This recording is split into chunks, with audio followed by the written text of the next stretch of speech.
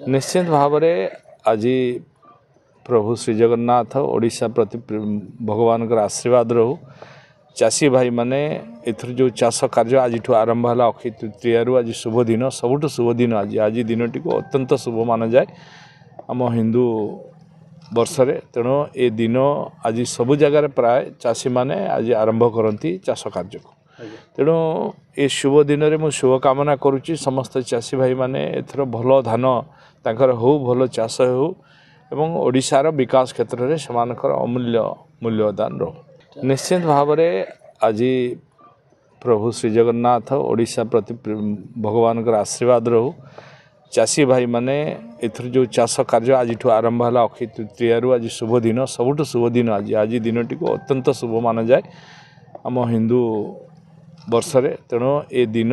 आज सबु जगार प्राय चाषी माने आज आरंभ करती चाष कार्य को तेणु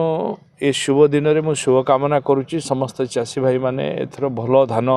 तांकर हो भल चाष हो एवं ओडिशार विकास क्षेत्र में सेमानकर अमूल्य मूल्यदान रहू।